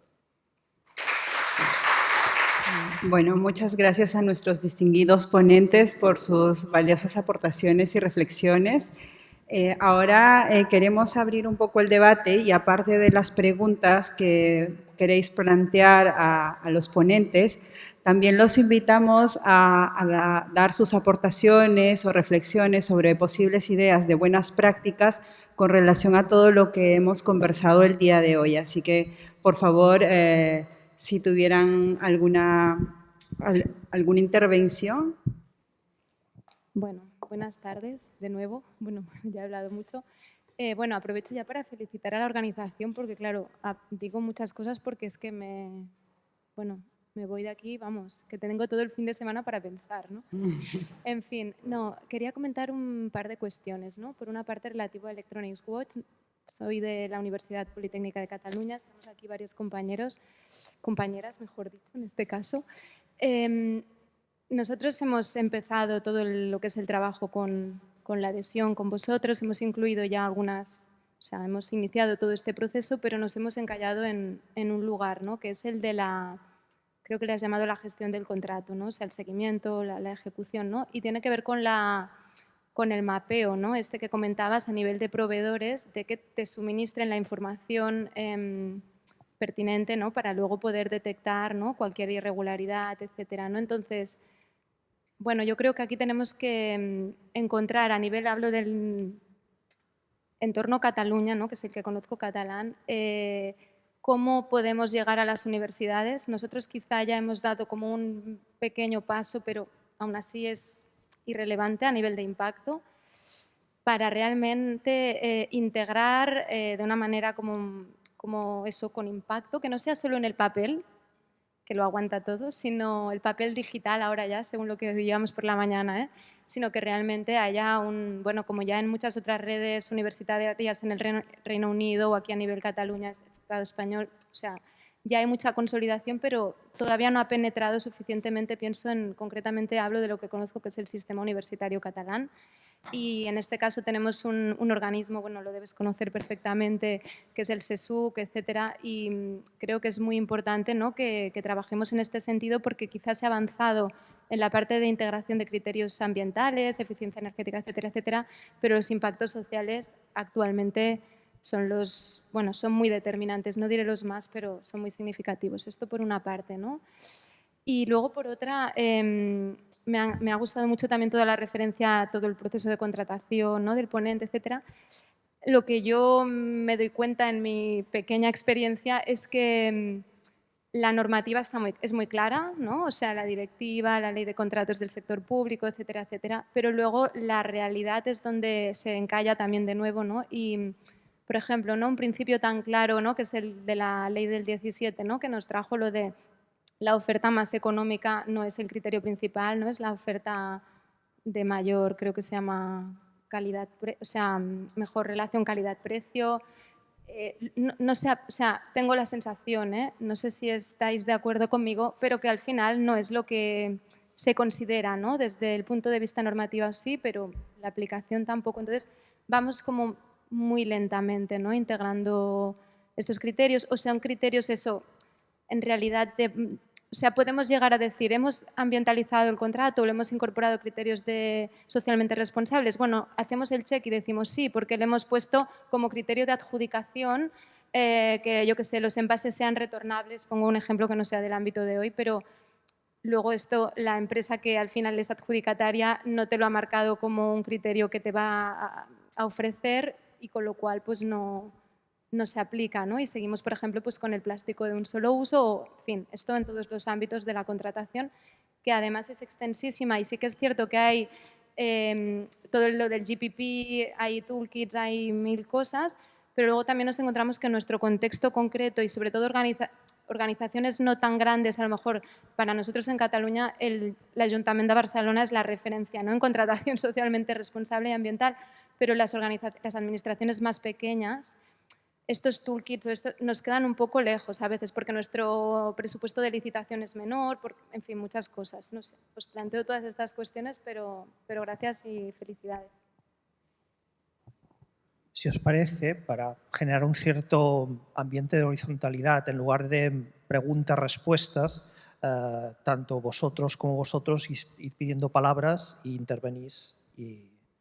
Porque, vamos, también es cultura de eso, el entorno lo permite porque estamos todos en el mismo nivel, ¿no? Y por tanto, pues, más que preguntas-respuestas, pues ahora yo creo que ya es el momento, por supuesto las preguntas se admiten, pero es el momento quizá también de las reflexiones, los comentarios, las sugerencias y un poco las vivencias de cada cual para compartir un poco experiencias. Por tanto, también los de la mesa cuando queráis intervenir en el mismo régimen que el resto. Y yo hago de árbitro y no intervengo. Yo estoy todavía en la fase de las preguntas. Para Mónica, con estas experiencias que tenéis de licitaciones en relación con los proyectos que vais consiguiendo, ¿os habéis hecho como una especie de guía práctica vuestra? Es decir, ¿vosotros tenéis algún tipo de documento que se haya ido gestando con los requisitos mínimos que planteáis desde el punto de vista de la sostenibilidad, o lo consensuáis con cada IP para cada caso, pero no hay los precedentes no valen? ¿Me explico? Es decir, ¿tenéis algún documento base que ya esté asumido y por tanto ya sirva? ¿O cada vez que hay un proyecto se negocia, se plantea de nuevo y puede ser completamente distinto de las prácticas anteriores? Esta es la pregunta para Mónica. Y para Marisol, era un poco en parte con lo que acaba de decir la persona de la Politécnica, que no recuerdo su nombre, pero que es si en relación con las universidades en concreto tenéis alguna experiencia que puedas explicarnos, tal vez con universidades británicas, que son las que tienen más tradición de colaboración, cómo habéis trabajado con ellas, si tenéis algún casos de éxito que hayan generado algún cambio significativo en la cultura de alguna universidad respecto de esto. Y luego la otra cosa era también esto del consorcio universitario de Cataluña, que ya ha salido, ¿no? Yo creo que en esta etapa que ha sido tan intensa ha sido un ejercicio para aprender, y como decía, el hecho de que son normalmente suministros tan específicos, en estos es difícil porque, como digo siempre, la necesidad del investigador es muy peculiar, pero yo creo que en general sí que ha servido para establecer unas guías que seguramente se han de acabar de realizar, ¿no? cuando acabe todo el proceso, pero yo creo que nos ha ayudado para tener una guía para futuro, si es que se vuelve a dar tan intensamente. Bueno, en cuanto a... Bueno, muchas gracias por las preguntas y por el interés. En cuanto al consorcio de las universidades en Cataluña, sí es verdad que están afiliados a través de la Generalitat. Digamos que nos ha costado un poco hacer el acercamiento desde la Generalitat hacia los consorcios que hacen parte de la Generalitat. De hecho, hace más o menos un mes volvimos a hablar, ya tenemos como un plan de cómo acercarnos, porque que es lo mismo que les explicaba yo a ellos en ese momento, y es si está bien que se incluyan ciertas cláusulas dentro de la contratación y que se haga, digamos, obligatorio el uso de las cláusulas referentes a Electronics Watch, pero si no hacemos monitoreo dentro del tiempo de la contratación, pues al final es un esfuerzo perdido tanto para la Generalitat como para las universidades y demás, ¿no? Entonces, sí que estamos intentando hacer más con la Generalitat en ese sentido.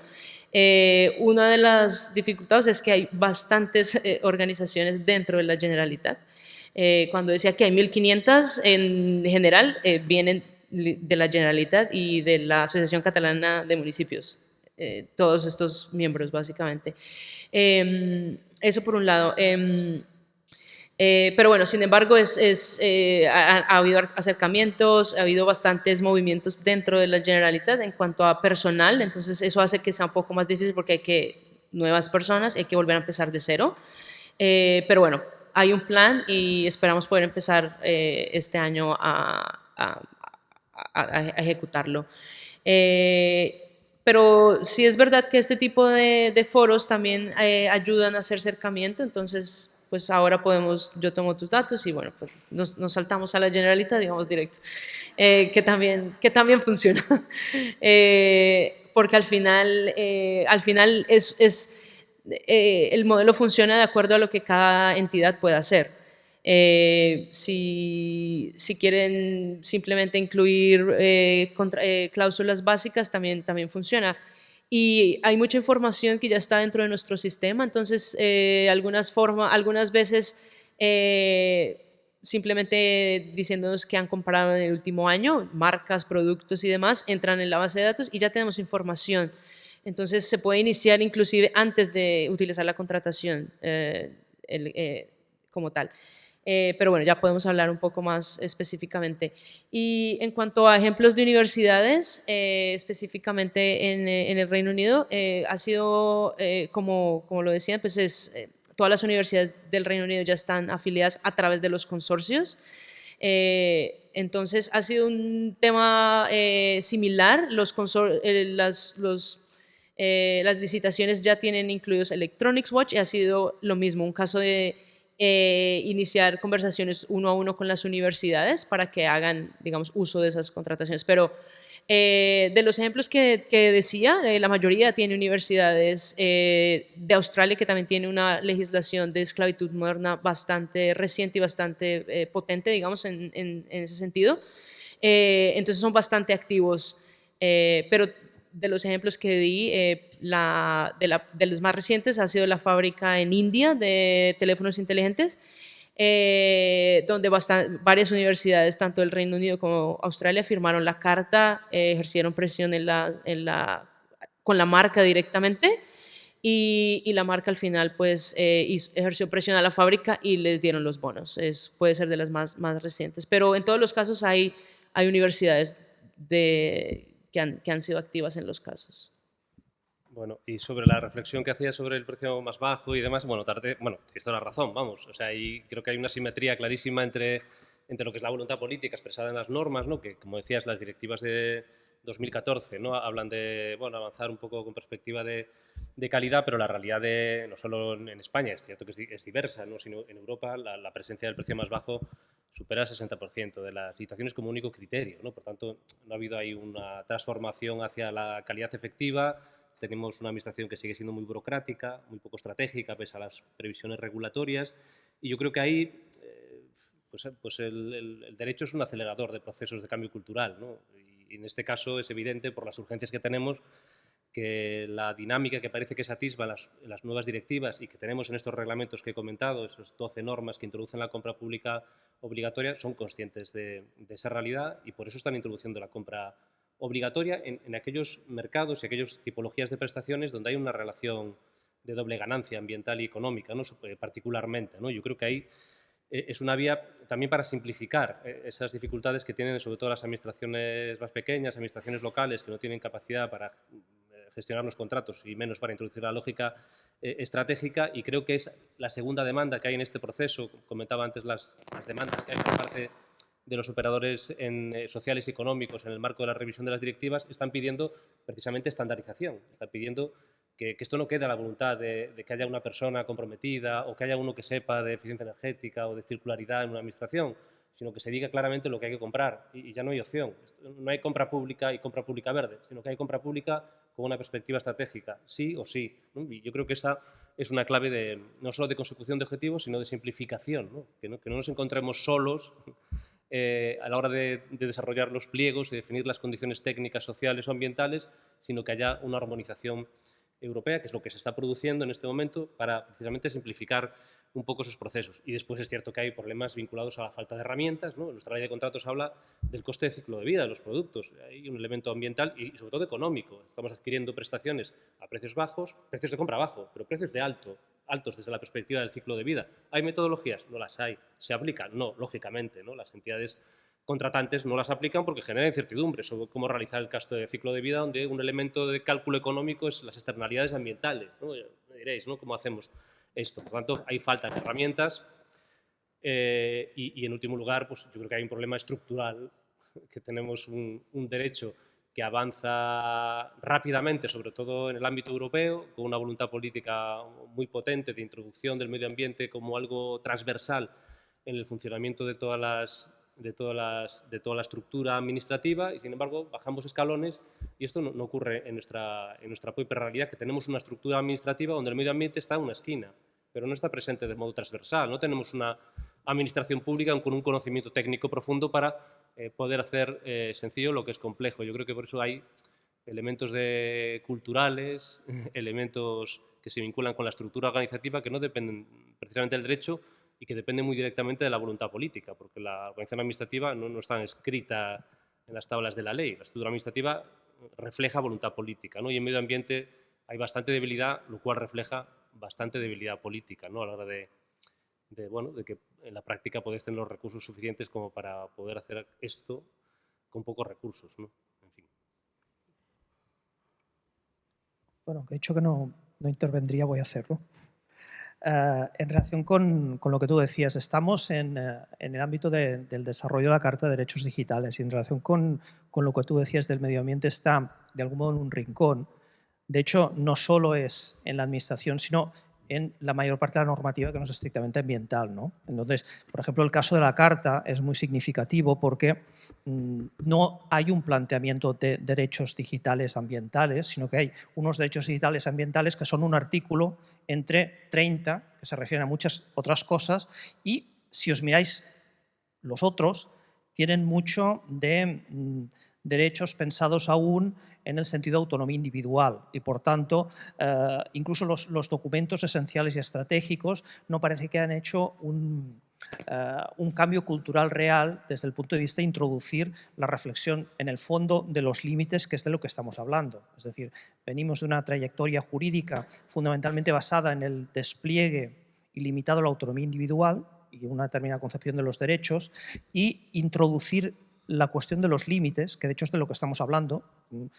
Recordemos que empezamos con la intervención de Santiago, que empezó hablando de los límites planetarios. Pues los límites es algo que yo creo que nos cuesta integrar. Es decir, que estamos tan acostumbrados a la promesa de la autonomía sin límites que nos cuesta integrar los límites realmente en nuestra vida personal, por supuesto, y en la propia práctica de las estructuras organizativas, ¿no? Y eso que decías tú del rincón yo creo que es significativo, es decir, incluso con opciones estratégicas que aparentemente son transversales, acaba siendo algo que depende en buena parte de la militancia de los actores, incluso dentro de las propias administraciones. Y me parece que aquí hay algunos casos, ¿no? En el sentido de decir, bueno, si no lo hago yo, ¿quién lo va a hacer, ¿no? Cuando uno debería ser un poco la correa de transmisión de la norma y se acaba convirtiendo en militante dentro de la organización. Y cuando algo depende de la militancia, es que desde luego no está normalizado. De todos modos, hay sobre todo los que estáis más en el ámbito del derecho, ¿veis viable? Lo digo porque esto ha pasado en otros ámbitos, en el tema de la protección de datos, cuestiones de género. ¿Veis viable o más próximo que se apueste, por ejemplo, por una ley orgánica que afecte a temas transversales de sostenibilidad desde una visión amplia? Digamos que intentando buscar que el ordenamiento jurídico tenga este calado y oscilo en qué contexto lo pienso, aunque no es en el español. Como visteis, yo hice alusión no solo a sostenibilidad ambiental, sino de negocio. En ocasiones solo empieza a interesar la parte de sostenibilidad cuando le ven una rentabilidad económica o sea, digamos que desde el activismo, desde la convicción de algunos, hay para determinados sectores en los que o hablas dentro de sus intereses o tocas sus intereses o no reacciona. Y, por ejemplo, a nivel internacional, en un contexto relativamente similar al que tenemos ahora, todos los temas de gestión de documentos esenciales, parte del desarrollo técnico que se realizó, que está sobre todo en el ámbito anglosajón, fue derivado de la Guerra Fría. Ante el temor de que hubiese una confrontación directa entre Estados Unidos y la URSS, lo que hicieron fue adoptar muchísimas políticas de autoprotección. ahora mismo tenemos el problema geoestratégico más los problemas climáticos, que esto antes no lo teníamos.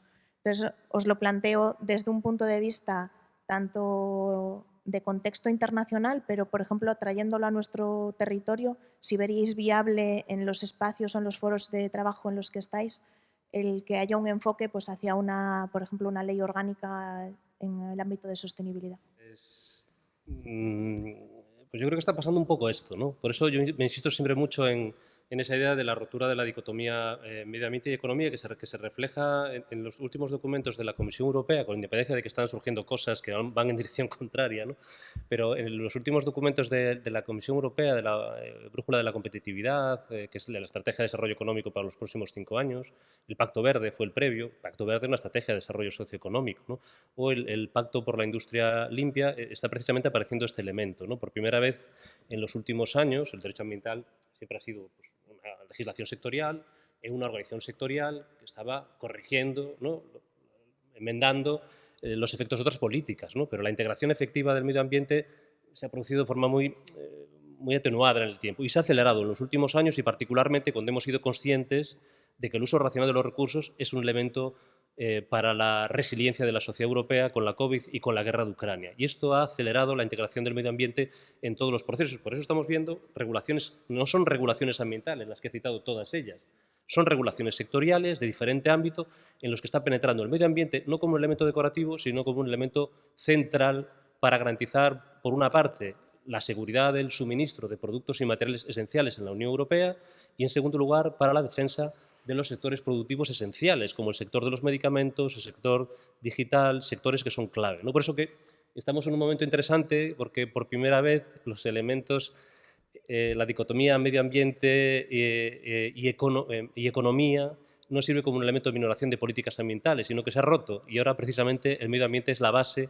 del modelo de desarrollo socioeconómico y se está reflejando, insisto, en los últimos, esas 12 normas que se acaban de aprobar, son un elemento clarísimo de integración transversal. En España seguramente no se ha producido, de hecho, estos días hemos tenido también una jornada sobre economía circular, tenemos regulaciones sobre economía circular, pues una idea fantástica, siguiendo un poco tu criterio, y que defendía que el profesor Santa María Arinas, sería elaborar una ley transversal de economía circular que no solo se remita a las cuestiones clásicas de ese rincón de la política sectorial de residuos, sino que obligue a modificar toda la legislación sectorial con criterios de economía circular, la regulación de competencia, la regulación industrial.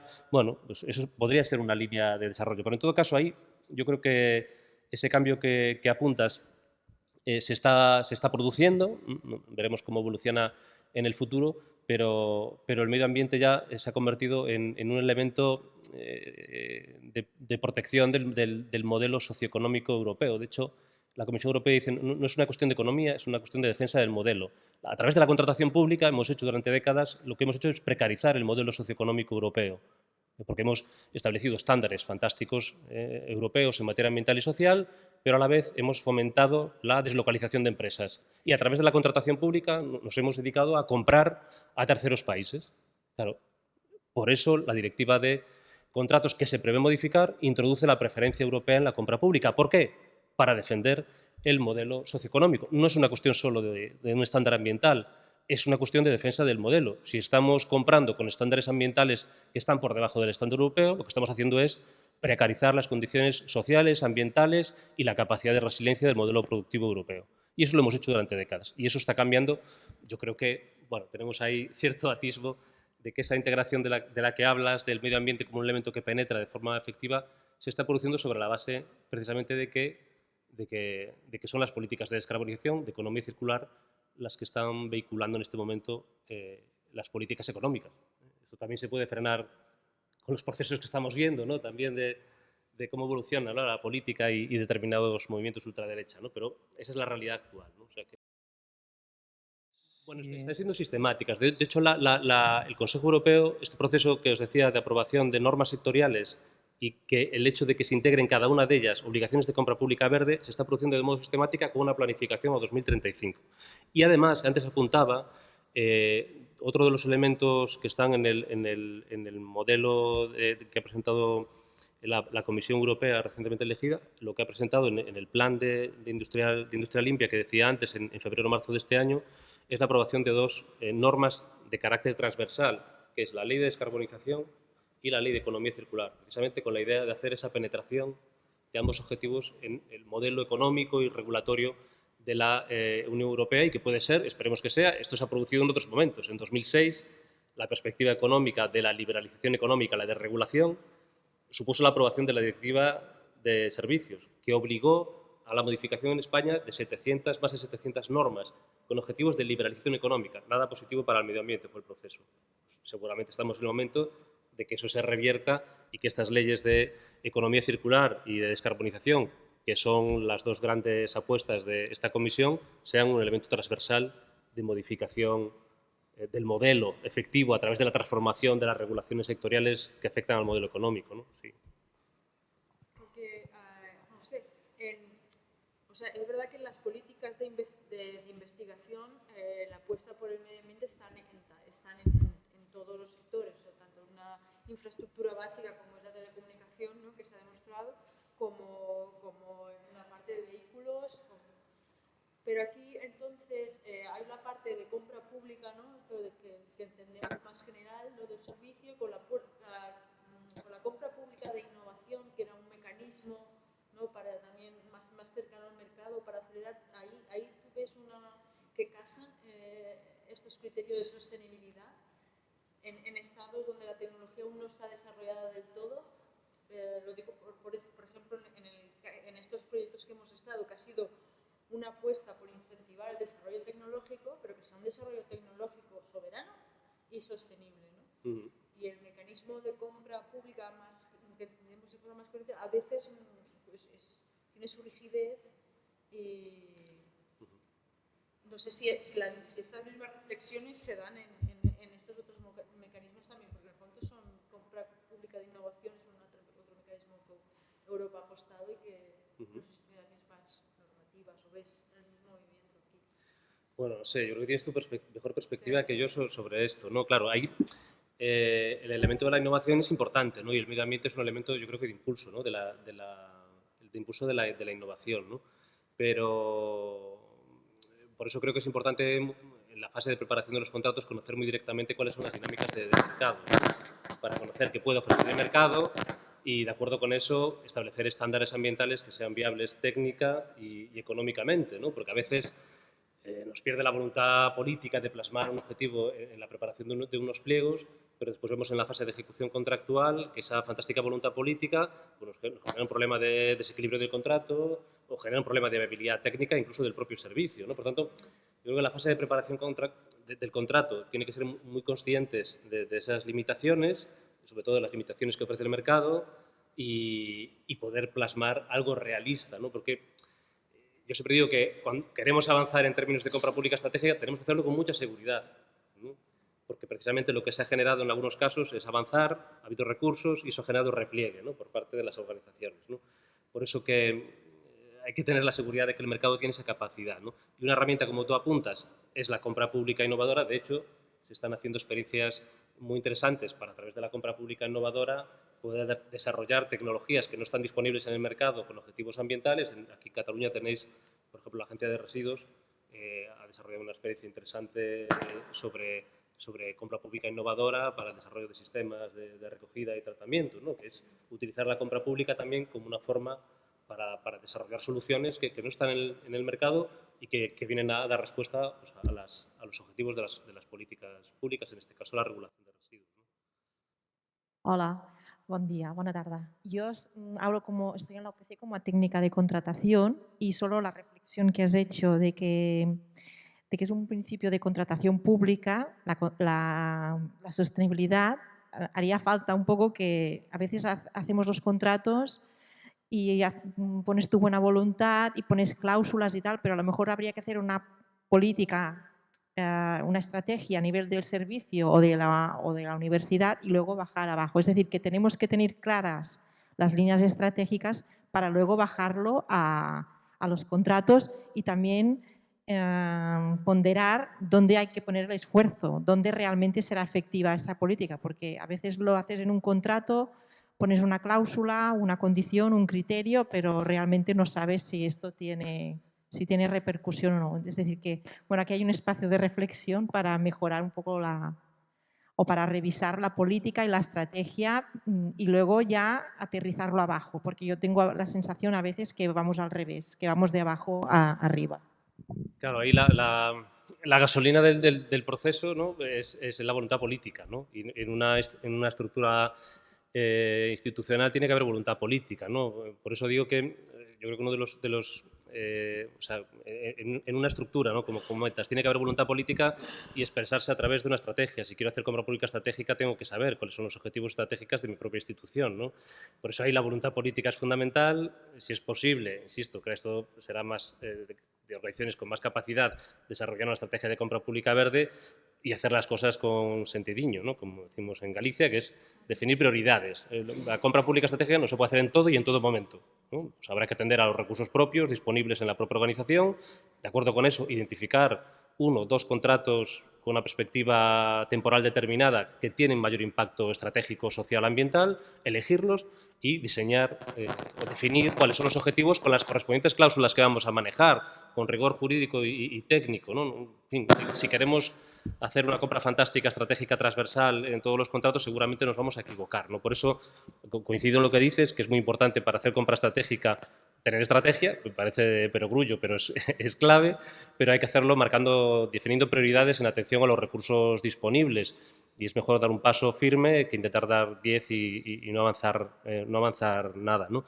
Y puesta la parte de la ejecución contractual que decías y cómo verificamos, ¿no? Por eso es otro elemento, ¿no? En esa falta de herramientas y de información, un elemento clave no solo definir cláusulas precisas y claras para evitar riesgos para los principios de la contratación, sino tener la seguridad de que tenemos un medio de verificación efectivo e intentar utilizar aquellos que nos permitan verificar de modo no burocrático y automático, como son, por ejemplo, las certificaciones ambientales, las etiquetas ecológicas, ¿no?, que a través de un documento, en la fase de ejecución contractual, nos permiten tener la garantía de que los productos que se están utilizando pues son productos sostenibles, ¿no? Y no sumirnos en una gestión burocrática en la ejecución contractual, de empezar a pedir informes que nos marean y nos dicen a todo que sí, con palabras, no sabemos qué realidad hay detrás de eso. Yo creo que es otro elemento que no es fácil, porque no para todo hay un medio automático y efectivo de acreditación de cumplimiento, pero es otro elemento clave, ¿no?, la ejecución del contrato, ¿no? Fijamos cláusulas y después no podemos verificar. Y esto se refleja muchas veces en los informes que tenemos sobre la aplicación de la compra pública estratégica. El informe trienal que se manda a la Comisión Europea, que se ha publicado hace unos meses, pues dice que en España pues estamos en torno a un 41% de compra social y en torno a un 30% de compra, más de un 30% de compra pública verde, un 35, 36. Eso no es cierto. Hay un greenwashing en el sector público. ¿Por qué? Porque no tenemos una verificación efectiva. Si no definimos antes qué es compra verde, ¿cómo vamos a hacer una evaluación de lo que no sabemos qué es, ¿no? Y estos informes que elabora el Estado para decir a la Comisión Europea que vamos fantástico, se basan en autodeclaraciones que hacen los propios operadores cuando cubren el expediente en la plataforma de contratación. ¿Es compra verde? Sí. Pero es ahí lo que le criticamos al sector privado y hemos exigido que el sector financiero cumpla una taxonomía para que lo que es sostenible sea efectivamente sostenible. No lo estamos pidiendo al sector público, ¿no? Bueno, ahí estamos en un proceso de construcción y en todo proceso de construcción pues hay debilidades de datos y sobre todo estructurales. Me fijo en ambas más que en las propiamente jurídicas, que ya hace tiempo que tenemos las herramientas, ¿no? Sí.